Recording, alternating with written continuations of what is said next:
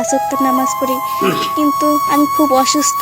মাথা প্রচুর বেশ করে, আমার মাথার ভিতরে কি জানি পোকার মতন হাঁটে, মানে কিটকিট করে কামড়ায়, কেমন জানি পোকার মতন। মেজি বিষ খাইতে গেলাম, চাউলের ট্যাবলেট আনছি ঘরে, ইয়ে খাইতে গেলাম, দেন বিষের যদি না করেন না হয় মৃত্যু দেন, নাইলে বাঁচার ফুট দিয়ে দেন। দর্শক আসসালামু আলাইকুম। আপনারা জানেন যে বিভিন্ন সময় চিকিৎসা ক্ষেত্রে মানুষের যে জীবনের সংগ্রাম, সেই সংগ্রামের একজন নারী এখানে খুব দুশ্চিন্তায় ভুগতেছেন। আমরা তার পরিবারের কাছে এসেছি, দূর থেকে দেখাচ্ছি যে তার যে বসবাসের স্থানটা, একটি ঘর কি অবস্থা আছে। দীর্ঘদিন পর্যন্ত এখানে তিনি বসবাস করতেছেন। একসময় তিনি গার্মেন্টস শ্রমিক ছিল। আজকের সেই অর্থভাবে দেশের বাড়িতে এসে অন্যের জায়গায় একটি ছোট্ট খুপড়ি ঘরে তিনি বসবাস করছেন। এই মুহূর্তে তার মেয়ে যে এতটা অসুস্থ, ভিক্ষাবৃত্তি করে তার এই সংসারটা এখন চলছে। যদি দূর থেকে কেউ তাকে সাহায্য করতে চান, তাহলে আপনারা এই নারীর বা এই একটি মেয়ে, অসুস্থ মেয়ে দেখাবো যে কি অবস্থায় বিছনায় পড়ে আছে।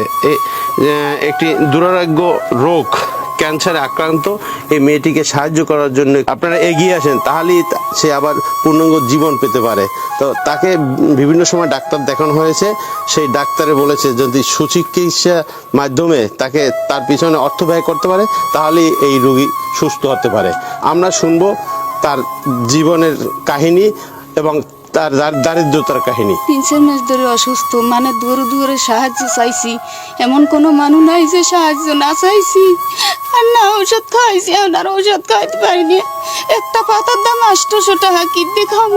সকালে নামছি ভোরবেলায়, এত্তেরা বোরকা খুলছি, মানে দূর দূর হাত পাইতে যদি প্রমাণ চান সবার কাছে দিতে পারি। শোন সবাই শোক দেশে 500, শখের ভাবে দেশে 500, আর ওই যে চেয়ারম্যানিতে দাঁড়াইছে বিপ দিছে, হে দেশে বেন্নি সময় 1000, এই দিয়ে ওই ঔষধ আনি আর খাওয়াই মুই। ওনার কুলের থেকে 3 মেজি বিষ খাইতে গেলাম, চাউলের ট্যাবলেট আনছি ঘরে, ইয়ে খাইতে গেলাম, দেন বিষের যদি না করেন না হয় মৃত্যু দেন, নাইলে বাঁচার ফুট দিয়ে দেন। এই মাইয়া বিয়ের উপযুক্ত লইয়া আইস, আমি খরচ করি, মানুষের দূর দূরে সারা পৃথিবীর মানে জানে। শরীরটা খুব খারাপ, মাথাটা প্রচুর ব্যথা করে, মাথা অনেক সমস্যা, আমার পেটেও অনেক সমস্যা। আমি অসুস্থ, ভালোভাবে কথাও বলতে পারি না, আমার কিচ্ছু মনে থাকে না। কি রোগের কথা বলছে ডাক্তারে? জানি না, আমার মনে নেই, আমি কিছু জানি আর না। জরাইলে কইছে টিউমার, আর পানির থু কইছে, আর মাথার বেরেন্টে বলে কি হইছে। আমার ফ্যামিলি, আমার মা তো এদিক ওদিক চায় চিনতে ই করে, চায় চিনতে খায়। আমার আম্মু বর্তমানে, আপনার বাবা? আমার বাবা তো খুব ছোটবেলায় মারা গেছে।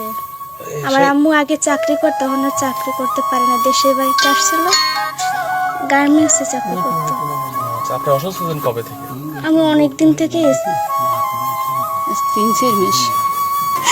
আমার মাথার উপরে কোনো ছায়া নাই, আমার একটা ছেলে সন্তান নাই, আমার 3টে মাইয়া ছাড়া আমার কিছু নাই। আমার আছে বুক বাঁধার ঘর। আমি কাল মঠ বাড়ি গেছে, ঘরে চাইতে দুয়ারে দুয়ারে 10টা আমার সাহায্য দিছে। যদি প্রমাণ চান আমি সব জায়গার প্রমাণ দিতে পারি। মার কাছে মাইয়া হালাই ধুয়ে যাই সকালবেলা, আর আরো দিন চাইয়ে চিন্তা নেই ঘরের মধ্যে। যাইয়ে কিনে ভাত খাই, ঘরে কোনো একটু সদাই নাই, চাল নাই, আমার ভান্ডা। আপনারা দেখে যান, দেখে এরপর আমার বিচার করেন। আমি আর কোনো কিছু কইতে পারবো না ভাই, কিছু আমার একটু সবাই সাহায্য করেন। হ্যাঁ, আমি নামাজ রোজা করি, 5 ওয়াক্ত নামাজ পড়ি, কিন্তু আমি খুব অসুস্থ। যদি আপনারা কেউ পারেন আমার সাহায্য করতে, সাহায্য করেন।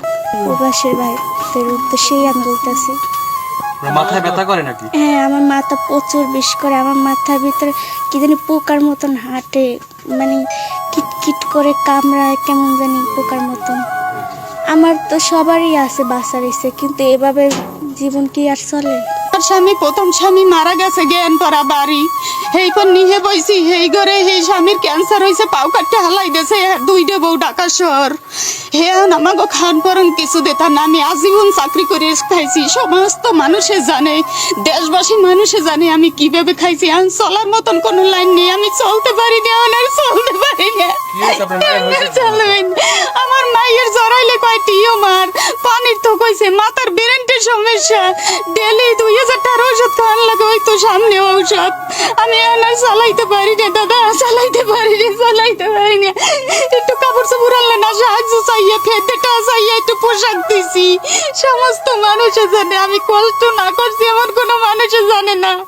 আমার এই ঘর দুয়ারেও নাই, মানুষ এই টিন কিনে দিয়েছে, দেয় আমি বন্যায় ভাসিয়ে যাই।